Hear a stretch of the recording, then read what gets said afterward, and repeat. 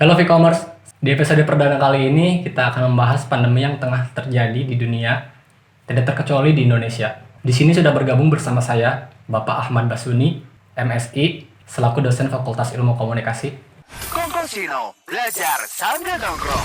Streaming on MP Komunsub YouTube channel. Pandemi COVID-19 ini kan telah mengguncang dunia, tidak terkecuali di Indonesia. Kira-kira menurut Bapak, apa saja dampak yang tengah terjadi selain merusak tatanan sosial di seluruh masyarakat dunia? Terima kasih sebelumnya ya Kang Wahyu telah coba berbincang-bincang dengan saya tentang bagaimana pandemi COVID ini ya di Indonesia. Tentunya kita tidak menutup mata dampak-dampaknya akan terjadi di Indonesia. Betul. Tentunya menyentuh persoalan sosial budaya sangat sekali terdampak ya. Yang paling kuat adalah persoalan tentang sistem ekonomi. Ketika persoalan ekonomi terdampak, maka akan muncul juga persoalan-persoalan sosial lainnya akan mengiringi. Nah, tentu itu yang harus diperhatikan oleh pemerintah Indonesia ya, baik di katakan nasional, provinsi maupun di kabupaten. Tentunya kebijakan nasional, kebijakan provinsi, kebijakan daerah harus sinergi. Jangan sampai kebijakan nasional A, kebijakan provinsinya B, kebijakan kabupatennya C. Nah, karena ini harus ringan mencari solusi terhadap dampak-dampak yang terjadi karena pandemi dari virus tersebut. Nah, persoalan sistem ekonomi ini sangat terasa sekali dilihat bagaimana sekarang dengan kebijakan yang digunakan oleh pemerintah dengan konsep PSBB-nya. Tentunya akan berdampak kepada sektor-sektor swasta ataupun kegiatan-kegiatan pekerjaan yang dalam masa itu terdampak. Nah, juga itu untuk sektor ekonomi ya, sistem kemasyarakatan ekonomi, tapi juga akan berdampak juga pada soal sistem keyakinan juga, karena memang kebijakan pemerintah juga masuk ke ranah-ranah keyakinan ya. Karena keyakinan ini diantaranya adalah kebijakan tentang daerah-daerah yang rawan dengan virus itu lebih baik beribadah di rumah. Nah, ini juga akan menjadi persoalan-persoalan yang lain kan gitu.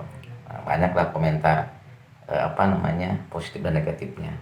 Tentu ini bagian yang harus dirasakan dalam Indonesia ya, dimana ada rasa kegundahan, kegalauan, kekhawatiran ketika memang melakukan kegiatan baik ekonomi, ibadah ataupun yang lainnya, itu ada kekhawatiran tertular oleh virus tersebut. Itu gambaran tentang dua hal cukup besar lah pengaruhnya di Indonesia ini. Gitu. Sedikit banyaknya pandemi ini telah mengubah tatanan sosial seluruh masyarakat dunia ya Pak. Ya. Lantas apakah menurut Bapak Indonesia sudah siap dengan keadaan yang mengharuskan keadaan new normal ini Pak? Ya, semuanya harus menerima kenyataan hidup ya. Kalau nggak menerima ya kesulitan. Jadi menurut saya dari yang terjadi ini tentunya membuat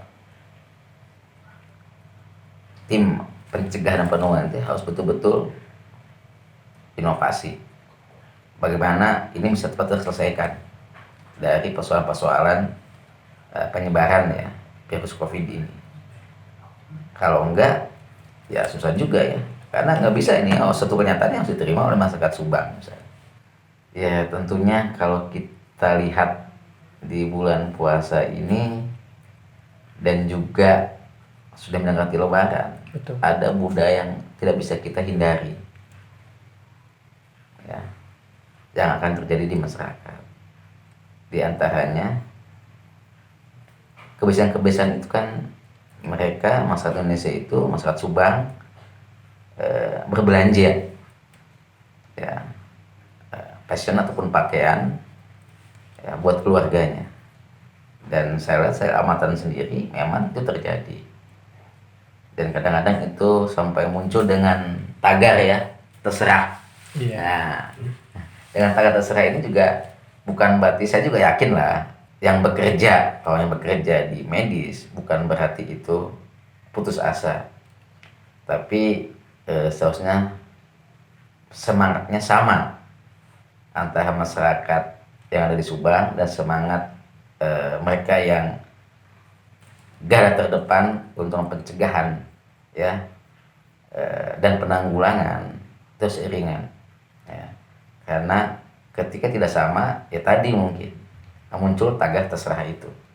Nah itu yang mungkin menurut saya salah satu yang besar yang terjadi di Kabupaten Subang dengan fenomena-fenomena yang terjadi kan, di mana pusat-pusat perbelanjaan terpenuhi oleh orang-orang yang berbelanja di situ.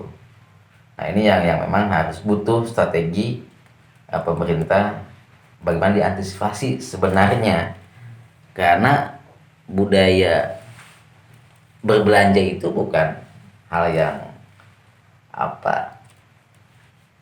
aneh. Jadi mereka selalu berbelanja di bulan Ramadan dan menjelang Lebaran terpenuhi.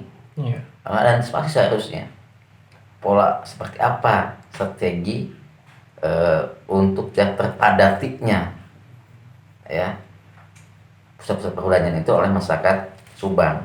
Ya mungkin tadi lah diatur ritmenya dan butuh memang tenaga yang kuat, artinya dari tentunya keamanan ya terhadap pusat perbelanjaan itu diatur seperti apa. Nah, kalau tidak yang terbaik kita yang terjadi kan begitu ya, baik di Subang kadang Pujasera, Jogja itu kan padat. Iya. Dan bukan hanya di Subang kota ya, saya lihat di kecamatan yang lain pun, misalkan di Purwodadi, di Pamanukan, kecamatan yang lain itu tempat-tempat itu dipadati juga oleh masyarakat, karena kita sudah menjelang di akhir bulan puasa dan sebentar lagi memang akan Lebaran, dan budaya-budaya itu tidak bisa kita hindari. Itulah gambarannya.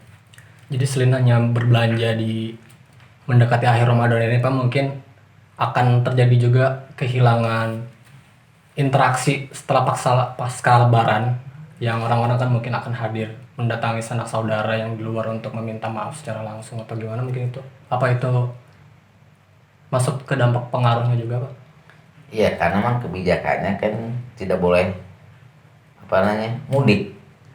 Yang bolehnya kan pulang kampung katanya kan gitu.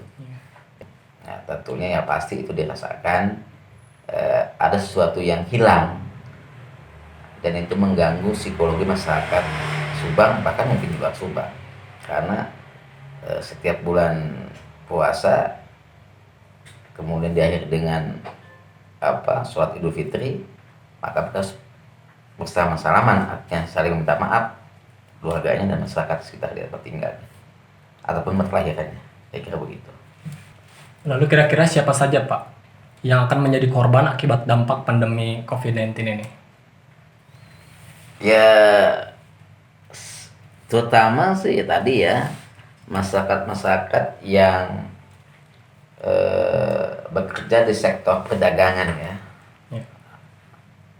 baik berskala besar maupun kecil, kelihatan betul kan yang gitu mereka akan secara penghasilannya akan terkurangi karena ada pengaturan-pengaturan tentang waktu buka dan waktu tutup ya. Tentu itu akan merasakan dan berdampak kepada masyarakat tentunya. Jadi jelas itu kepada persoalan-persoalan masyarakat yang ada di sektor perdagangan. Nah, tentunya tadi saya katakan di awal, ketika memang itu berdampak, maka juga akan di lingkup keluarganya itu akan terjadi suatu hal yang terjadi. Ketika memang kebutuhan-kebutuhan dasarnya tidak terpenuhi, ya walaupun kebijakan pemerintah stimulan dengan adanya bantuan sosial itu saya pikir tidak akan mampu memenuhi kebutuhan 1 bulan. Betul. Ya, tentunya itu ketika emang proses-proses apa namanya COVID ini terus terjadi, artinya penyebaran terus terjadi dan kebijakan-kebijakan tentang perdagangan itu apa namanya dibatasi, masyarakat akan berdampak pada penghasilan dan berhasil kepada kehidupan keluarga masing-masing. Itu yang masa pedagang ya. Sama juga dengan masalah-masalah yang lain, misalkan transportasi misalkan. Transportasi juga mungkin sudah susah juga kan gitu. Misalkan jasa transportasi ya, itu juga akan terganggu juga. Ya, tentu kan terganggu, dia akan berdampak pada keluarganya. Nah ini dari beberapa hal ini ketika ada yang 1, 2, 3 sampai nanti menjadi besar, nah itu menjadi persoalan ya, buat suatu daerah termasuk Kabupaten Subang. Dan juga apalagi sekarang misalkan konteks penerima bantuan itu juga karena butuh waktu yang cepat. Nah, saya pikir juga banyak terjadi juga mungkin hal-hal yang tidak pas untuk yang terdampak COVID bantuan sosialnya. Saya kira itu. Segera ya, secara garis besar bisa saya simpulkan bahwa lalu kira-kira siapa saja Pak yang akan menjadi korban akibat dampak pandemi COVID-19 ini? Mencari jalan keluar karena kan kalau hanya mengandalkan bantuan untuk seperti itu untuk masyarakat Indonesia sendiri, saya rasa tidak sangat cukup Pak. Iya. Apalagi untuk melihat waktu pandemi ini kan belum tahu kelihatan kapan berakhirnya. Ya saya kira gini lah. Jadi harus ada memang strategi yang pas sehingga pencegahan ini bisa efektif dan tidak mengganggu sektor-sektor sosial atau budaya yang lainnya. Contoh mungkin jangan kebijakan ada namanya PSBB parsial ya, konteks Subang ya. Artinya kan ada 2 kecamatan dan 9 desa. Ya. Nah, itu saya lebih setuju kan. Jadi bagaimana artinya dengan 2 kecamatan dan 9 desa itu tentunya ada kasus ya temuan daripada yang terdampak ataupun tertular oleh virus tersebut. Nah itulah yang harus dioptimalkan pencegahan dan penanggulangannya. Nah, daerah-daerah yang lain yang aman tinggal pencegahan ya, pencegahan yang betul-betul antisipasi. Nah, artinya ada pola bagaimana di pencegahan di keluarga, pola pencegahan dan penanggulangan dalam suatu kelompok-kelompok sosial, ada juga pola pencegahan dalam konteks masyarakat luas yang harus dilakukan. Kalau misalkan tidak ada tahapan-tahapan itu, misalkan apakah misalkan pencegahannya dalam sektor keluarga misalkan harus seperti apa, kemudian kelompok-kelompok sosial artinya organisasi baik pendidikan, organisasi kemasyarakatan dan organisasi yang lainnya itu harus juga diatur juga. Artinya seperti apa pencegahan penanggulangannya, dan kemudian juga dalam konteks pemerintah juga harus lebih luas lagi. Nah itu jelas, tapi itu berbasis pada kasus yang ditemukan ya, sehingga daerah-daerah yang lain, desa-desa yang lain, kecamatan yang lain yang memang tidak ataupun zona-zona hijau ya itu tetap seperti biasanya, sehingga persoalan-persoalan sosial budaya, terutama persoalan ekonomi dan bagaimana mereka beribadah tetap berasa nyaman. Itu yang harus dibikin oleh pemerintah sebenarnya. Maka saya setuju dengan tadi persoalan tentang bagaimana PSBB ini dengan parsial, artinya bicara kasus daerah yang memang zona merah misalnya, zona merah menjadi skala prioritas. Bagaimana pencegahan penanggulangan betul-betul diperhatikan oleh pemerintah. Itu saya kira bagaimana strategi pencegahan penanggulangan, pola-polanya harus didesain betul, dan tentunya dinas yang terkait ya yang memahami itu harus membuat perencanaan yang sangat-sangat segera dan tindakan pun segera akan gitu terhadap perencanaan itu untuk tadi bagaimana virusnya tidak begitu meluas di Kabupaten Subang. Dan kita harapan pun juga misalkan ketika mengenai keseriusan itu tapi tidak akan lama, mudah-mudahan tidak lama lah ya, di Subang ini menjadi zona hijau seperti itu ya. Tentunya itu tidak mudah, tapi ketika memang dilakukan dengan maksimal, upaya yang kuat, saya yakin tidak ada hal yang tidak diselesaikan, akan bisa selesai. Paling tidak mungkin ada pengaruh jelas, tapi berapa persennya itu harus kita lihat, ya. Karena dengan adanya apa tadi PSBB ini tentu bukan hal yang tidak dipikirkan oleh pemerintah. Ya, hanya disiapkan kan gitu, disiapkan. Maksudnya kita ada pengaruhnya, tapi berapa persen pengaruh itu terhadap penularan virus itu? Nah, kita lihat juga kan. Tapi kalau misalkan jangan sampai PSBB-nya setengah hati kan begitu. PSBB setengah hati itu kayak maju ya, contoh lah, ketika misalkan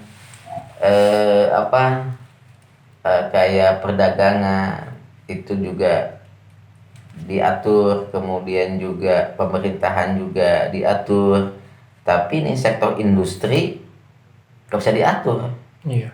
Prakteknya kan kerja di industri banyak, baik di kecamatan misalkan Purwadadi, Kalijati misalkan, kemudian Dawuan, kemudian juga di sini mungkin Cibogo dan yang lainnya itu masih tetap. Nah tentunya lah ketika hal ini tidak bisa diantisipasi ataupun kebijakannya tembang pilih, ya saya pikir juga sektor perdagangan juga akan diabaikan. Karena yang saya lihat kan kayak seperti apa gitu, kadang-kadang di supermarket sepi, di dalamnya ramai kan gitu. Iya. Itu yang terjadi kan. Nah itu tidak bisa, memang nggak bisa dipungkiri. Tadi ya budaya-budaya masyarakat itu nggak bisa begitu mudah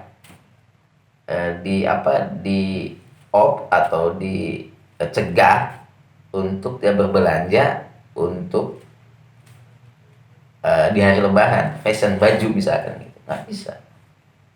Karena itu kayak semacam ada yang hilang lah kalau mereka tidak berbelanja pakaian dibuat sholat Id atau buat bersilaturahim, itu sudah nggak bisa dihindari gitu. Jadi ada strateginya tadi lah, bisa memilah-milah pertama kasus, kemudian pola-polanya, baik pola individu, pola keluarga, pola kelompok sosial, bahkan pola pemerintahan sendiri. Nah, itu yang lebih efektif, efisien misalkan. Contoh tadi yang betul kasus tadi muncul kan. Iya. Nah, itu bisa kasus. Nah, itu betul-betul diantisipasi. Itu akan lebih baik dalam strategi ya, ataupun solusi pencegahan penanggulangannya. Saya kira itu. Kongkosino, belajar sambil nongkrong. Streaming on Pempi Komunsub YouTube channel.